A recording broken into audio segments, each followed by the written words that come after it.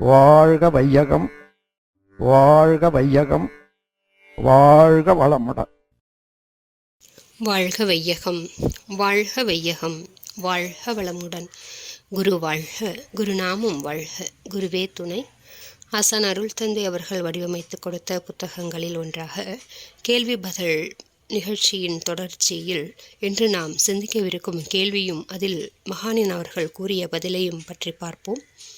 கேள்வி: சுவாமிஜி, முக்கியமான காரியங்களை தொடங்கும்போது வாரம், நட்சத்திரம், திதி, யோகம், கரணம் என்ற பஞ்ச அங்கங்களையும் பார்க்க வேண்டும் என்று சொல்கிறார்களே, இது ஏன்? பதில்: மனிதன் எடுக்கின்ற காரியத்தை வெற்றிகரமாக முடிக்க இயற்கையின் துணையை நாடுதல் என்பது ஆதி பழக்கத்திலிருந்து வருகிறது. தமக்கு ஏற்ற கோள்களின் நிலைகளிலிருந்து நன்மையே கிடைக்கின்ற காலத்தை கணிக்கவே வாரம், நட்சத்திரம், திதி, யோகம், கரணம் என்ற 5ஐயும் பார்க்கின்ற பழக்கத்தை வைத்துள்ளார்கள். இந்த விஞ்ஞான காலத்தில் இவ்வளவையும் பொருத்தி பார்ப்பது என்பது ஒரு முடியாத காரியம் என்கிறார். அப்படியென்றால் இந்த விஞ்ஞான காலத்தில் இதையெல்லாம் பொருத்தி பார்க்க முடியலனாலும் நமக்கு ஏதாவது நடக்கும்போது தவறாக நடந்துருமோ அப்படின்ற அந்த பயம் நமக்கு எல்லோருக்குமே வரும் இல்லையா? ஸோ அந்த பயம் சற்றுமில்லாமல் இருப்பதற்கு சிவவாக்கியர் ஒரு பாடலை நமக்கு தெளிவாக விளக்குகிறார். அண்ட வாசல் 1000, பிரசண்ட வாசல் 1000, 6 100 கோடி அணவாசல் 1000, இந்த வாசல் ஏழை வாசல் ஏகபோகமானதாய் எம்பிரான் இருக்கும் வாசல் யாவர் காண வல்லரே. அதாவது இந்த அண்டவெளி பிரபஞ்சங்களில் எத்தனையோ 1000 கோடி வாசல்களும் அது போய் சேரும் இடங்களும் இருக்குது. ஆனால் மிகவும் நுண்ணிய வாசல் என்னுடைய என்பிரான் இருக்கும் வாசல் என்கிறார். அதாவது இந்த வாசல் ஏழை வாசல் என்கிறார், அது என்பிரான் இருக்கும் வாசல் என்கிறார். இறை தன்மை இருக்கிற வாசல் ஏழை வாசலாக உள்ளது என்கிறார். அதாவது ஏழை வாசல் என்பது நலிந்து மெலிந்து மிகவும் குறுகிய சிறுகிய ஒரு வாசலாக இருக்கிறது. சிவவாக்கியர் அப்படிப்பட்ட மிகவும் நுண்ணிய வாசல் நமக்குள்ளாகவே உள்ளது. அந்த வாசலுக்குள் நாம் போக வேண்டும் என்றால் நான் என்று சொல்லக்கூடிய அகங்காரத்தை நாம் முழுமையாக ஏற்க வேண்டும். ஏனென்றால் உள்கடக்க நானை நான் இழந்தால்தான் சிறியதாக முடியும். சிறியது என்றால் நாம் உடலால் அல்ல, உணர்வு அளவில் சிறியது. உணர்வு அளவில் சிறியது என்பது மிகவும் நுண்ணியமாக மாறுவது. அப்படி நலிந்தவர்களாக மாறுவதற்கு துணிந்தவர்களுக்கும் முழுமையாக மாறியவர்களுக்கு மட்டுமே இந்த நாளும் கோளும் இந்த பார்க்க வேண்டிய கிரகணம் எல்லாமே இல்லை என்பதை உணர்த்துகிறார். நாம் இறைத்தன்மையை முழுமையாக நம்பி வாழும்போது, உச்சகட்ட சரணாகதியில் நாம் வாழும்போது இங்கு என்ன நடந்தால் நமக்கென்ன? இறைத்தன்மை நம்மை கொன்றே போட்டாலும் என்ன? ஏனென்றால் அதனுடைய தானே நாமும் இருக்கிறோம். உங்களை அது அதனுக்குள்ளவே வைத்து கொள்கிறது. அது எப்போதுமே உங்களை அது வைத்து கொண்டு தான் இருக்கிறது.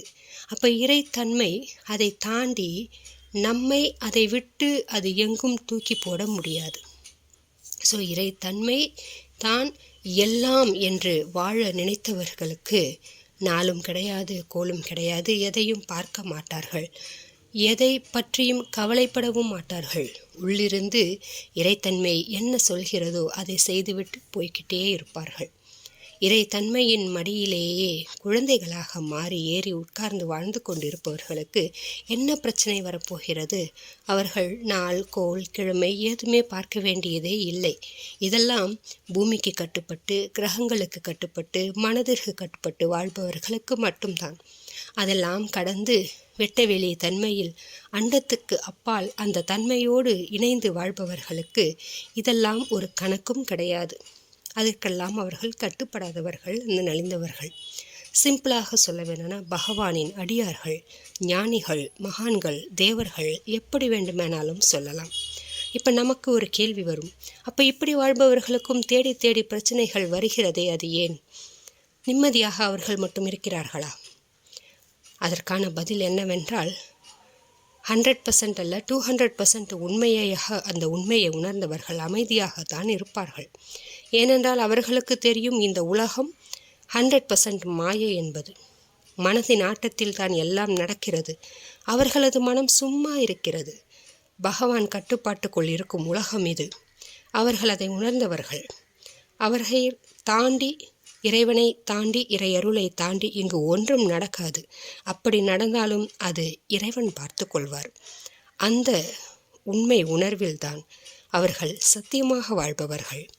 அவர்களுக்கு நமது வீடு எது என்று நமக்கு காட்டும் அந்த தீட்சை, மெய்ப்பொருள் தீட்சை, அதன் மூலியமாக உணர்ந்தவர்கள்.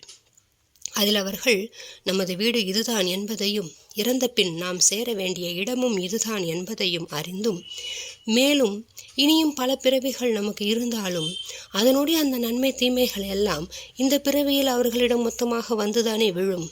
அப்போ எல்லா கணக்கையும் இப்பிறையில் அவர்கள் அதை முடித்துத்தான் ஆக வேண்டும். ஸோ ஏனென்றால் வீடு பேறு என்ற ஒன்றை அவர்கள் தொட்டுவிட்டால் அவர்களால் மீண்டும் இங்கு திரும்பி வர முடியாது. அப்போ நமது வினைகளை எல்லாம் யார் கழிப்பது?